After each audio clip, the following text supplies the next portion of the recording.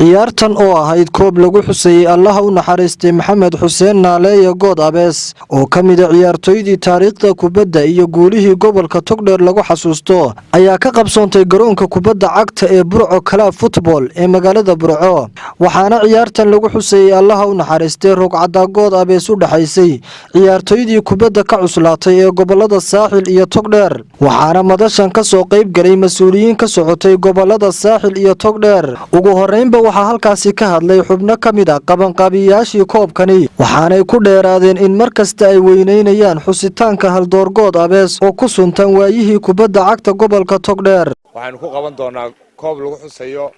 marxuun maxamed xuseen naaleeye good abees oo ahaa asaasii kubadda cagta ee gobolka Togdheer dhowr iyo kontonaadkii raggii ku ciyaari jiray kaadihaysta kubadda ahaa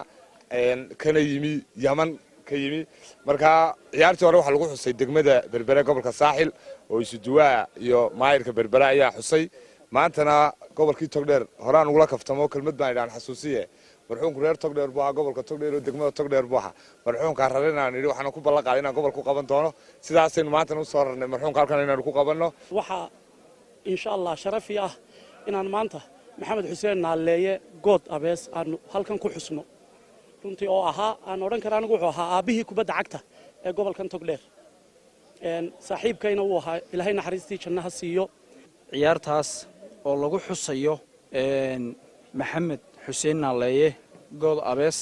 allaha u raxmado bishii May 2013 ayaa lagu aasay magaalada Burco maalinta dadweynaha reer Burco runtii meel kale istaago ayaa la weeyay aaskiisii Soomaaliland oo dhan ayaa isu timid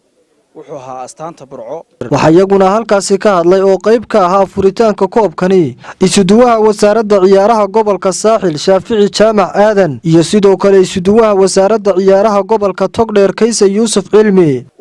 waa sanadkii shanaad ee aan ku qayb galno waxaana asaasay duqa magaalada Berbera koobkan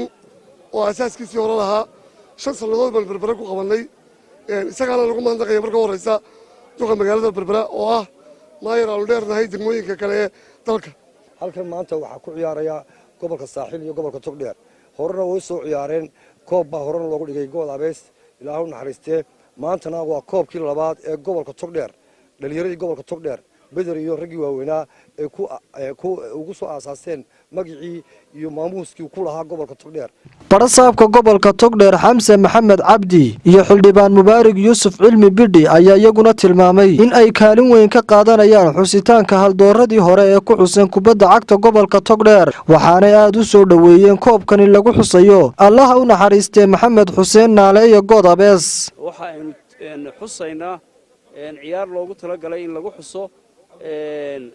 marxuum xaaji maxamed xuseen naaleeye xaaji good ilaahay naxariistii jannaha ka waraabiyo isaga iyo wixii ummadda nebi maxameda waxaan si gaara isagana ilaahay uga baryayaa inuu naxariistii janno ka waraabiyo muxiidiin maxamed xuseen naaleeye oo ahaa xaajiga inankiisu isaguna dhowaan dhintay runtii aad iyo aad bay ii farxad gelisay ama ii qiiro gelisay in maanta halkan aynu lagu qabto wareeggan oo lagu xusaayo xaaji maxamed xuseen naaleeye xaaji good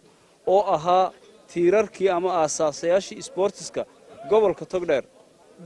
good ilaahay u naxariisto wuxuu ka mid ahaa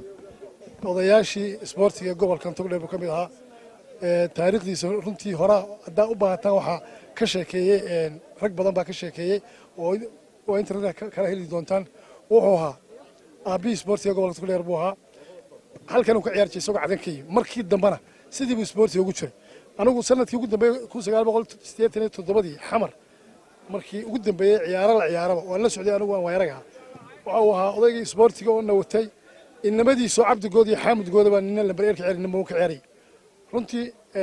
ilaahay u naxariisto oo ducaynaa gabagabadiina ciyaartan oo ku dhamaatay rikoodhayaal ayaa waxay guusha ku raacday kooxda ku ciyaaraysay gobolka Saaxil Maxamed Xasan Diiriye Maxamed Joker telefishinka caalamiga Ariel TV magaalada Burco.